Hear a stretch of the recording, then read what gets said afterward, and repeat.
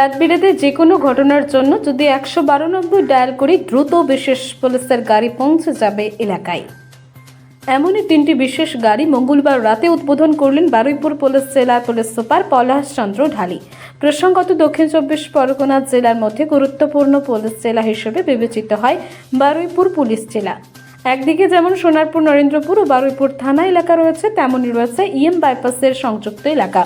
সেই সঙ্গে রয়েছে ক্যানিং ও বাসন্তীর মতো দুর্গম এলাকাও, যাতে রাত বিরতি সমস্ত গুরুত্বপূর্ণ এলাকায় 192 ডায়াল করলে দ্রুত পুলিশের এই বিশেষ গাড়ি পৌঁছে যাবে। তেমনই বাড়ানো হবে নজরদারিও।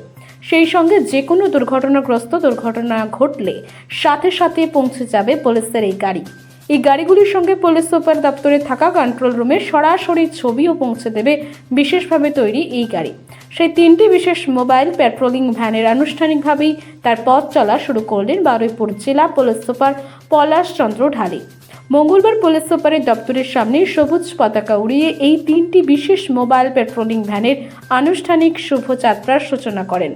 পুলিশ সুপার জানিয়েছেন, আপাতত রাত্রে 3টি ভ্যান চলবে। এর পরের দিনের বেলায় আরও 3টি মোবাইল পেট্রোলিং ভ্যান চালানোর ব্যবস্থা করা হবে। মঙ্গলবার রাতে সাংবাদিক বৈঠক করে বারুইপুর পুলিশ জেলার পুলিশ সুপার পলাশ চন্দ্র ঢালি সাংবাদিক বৈঠক করে কথাগুলি বলেন। তিনি আরও বলেন, আপাতত 3টি গাড়ি চলবে, এরপর আরও বাড়ানো হবে গাড়ির সংখ্যা। বারুইপুর জেলা পুলিশের পক্ষ থেকে মোবাইল পেট্রোলিং ভ্যান আপনারা শুভারম্ভ করছেন, যাত্রার মূল কারণটা কি? আমাদের মাননীয় ডিজিপি সাহেবের অনুপ্রেরণায় আমাদের 112 যে হেল্পলাইন নাম্বার, এটাকে আরও স্ট্রং করার জন্য আমাদের এই ছোট্ট একটা ক্ষুদ্র ইনিশিয়েটিভ।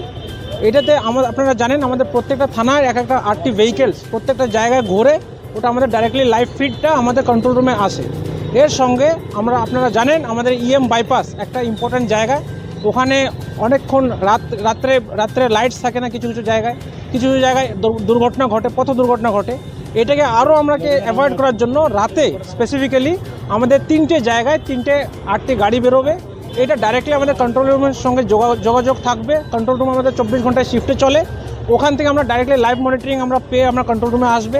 কোনো সমস্যা যদি হয়, যে কোনো জনগণের যদি সমস্যা হয়, ডাইরেক্টলি 112তে কল করে ওই ফিডটা ডাইরেক্টলি আমাদের ইআরএস সিস্টেমে চলে এসে ওখান থেকে ডাইরেক্টলি আমরা মোবাইলটাকে ইমিডিয়েটলি শিফট করতে পারবো। কোন থানায়? এটা আমাদের প্রত্যেকটা থানা কভার করবে। আপাতত আমরা 3টে গাড়ি রাতের জন্য বের করছি, আর দিনের জন্য আরও 3টে গাড়ি বের করছি।